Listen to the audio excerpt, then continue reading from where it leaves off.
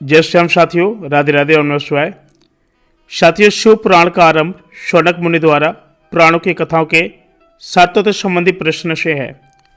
शौनक जी महर्षि व्यास के शिष्य लय हर्षण सूत जी से प्रश्न पूछते हुए कहते हैं, अतः आप पुराणों के सार्थक के विषय में विस्तार से बताकर मेरी जिज्ञासा को शांत करें।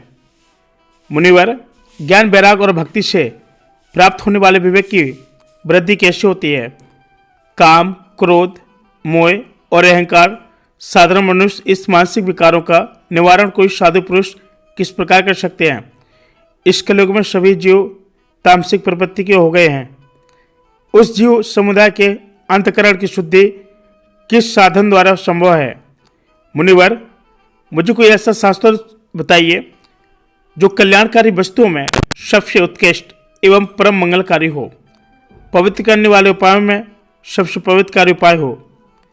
मुनिवर, वह ऐसा उत्कृष्ट साधन हो जिसके अनुष्ठान से शीघ्र जीव के अंतःकरण की विशेष शुद्धि हो जाए, उसमें निर्मल चित्त वाले प्राणियों को सदा शिव की प्राप्ति हो जाए। इन प्रश्नों के प्रत्युत्तर में महर्षि सूत जी कहते हैं, मुनि श्रेष्ठ शौनक, तुम धन्य हो, क्योंकि तुम्हारे हृदय में पुराण और कथा सुनने के विशेष प्रेम एवं लालसा है। इसलिए मैं शुद्ध बुद्धि से विचार कर तुमसे परम उत्तम शास्त्र का वर्णन करता हूं। शिव पुराण संपूर्ण शास्त्रों के सिद्धांत से संपन्न भक्ति प्रेम को बढ़ाने वाला एवं शिव जी को संतुष्ट करने वाला साधन है।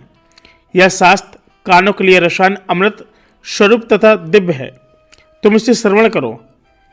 मुने, वह परम उत्तम शास्त्र है और शिव पुराण जिसका पूर्व काल में भगवान शिव ने प्रवचन किया था, यह काल रूपी सर्प से प्राप्त होने वाले महान त्रास का विनाश करने वाला उत्तम साधन है।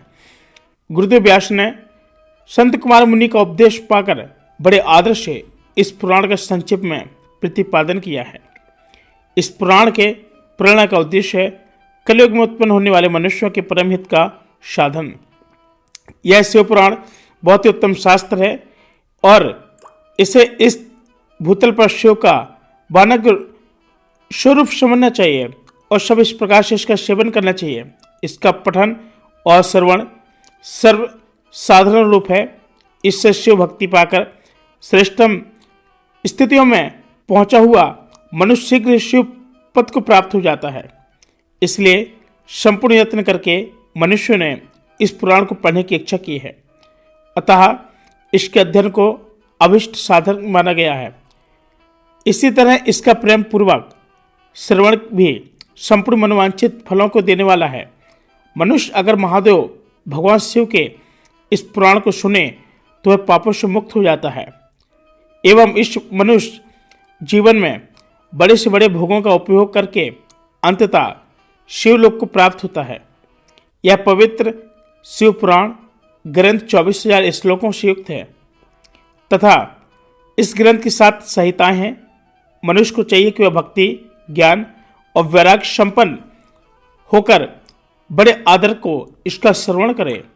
यह दिव्य शिव पुराण जो जात संयतों से युक्त है, यह परम ब्रह्मा परमात्मा के समान विराजमान है, ऐसी गति प्रदान करने वाला है जो कि सबसे उत्कृष्ट गति होती है।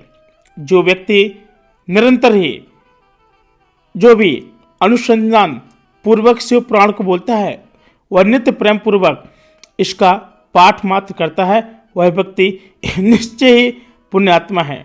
इसमें कोई संशय नहीं है।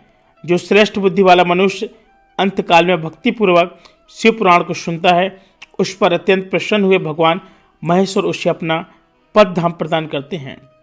जो व्यक्ति प्रत्येक दिन आदरपूर्वक शिव पुराण की पूजा करता है, वह व्यक्ति भी इस संसार में संपूर्ण भोगों को भोग कर अंत में भगवान शिव के पद को प्राप्त कर लेता है।